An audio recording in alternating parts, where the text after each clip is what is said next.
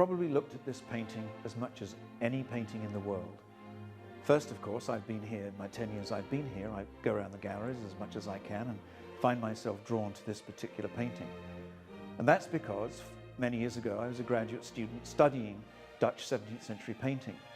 And as I wrote my thesis, on my desk was a catalogue that had this painting on the cover. And the catalogue had been produced by the Detroit Institute of Arts as part of an exhibition that marked the 300th anniversary of the death of Rembrandt.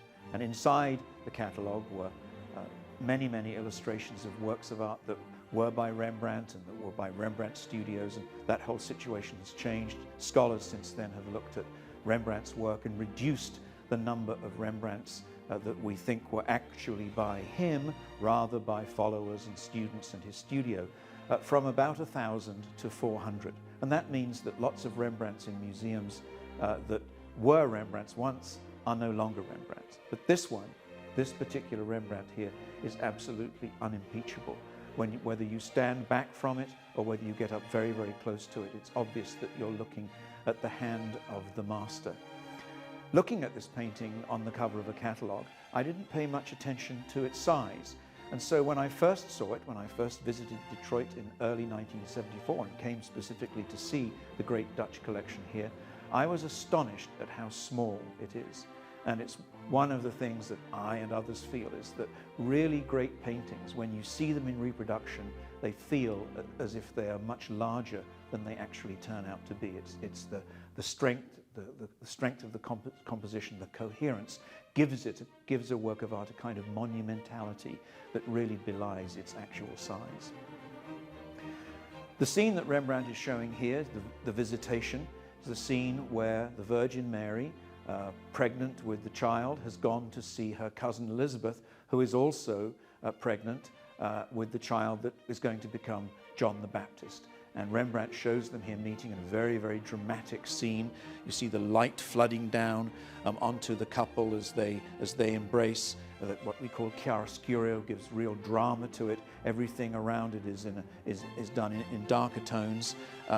And you see the extraordinary tenderness as the older woman embraces the younger woman. Behind Mary is an African servant with other people coming up behind with the mule. The donkey, presumably that she traveled on, and coming down from the background is Elizabeth's husband. Very, very small, compact, but very dramatic scene. And then in the bottom left-hand corner there, you see a peacock with some little baby peacocks that sort of echoes what's going on in the main scene. But the peacock is a symbol of immortality. The idea that the peacock's flesh, the wrong idea that the peacock's flesh never decays, was seen as a kind of symbol for the everlasting Jesus. And then what you can't see, even when you come and look at the painting, in the background there's a whole city painted, drawn in almost with black paint into a brown background. You can see the Temple of Solomon. You can see figures running around. Everyday life that Rembrandt brings into this picture, typified really by this little dog, a little scrawny dog, not an elegant kind of King Charles Spaniel that you'd see in so many Dutch pictures of this period, but just a little ordinary mutt-like dog that really anchors this whole composition, this whole event in our real world.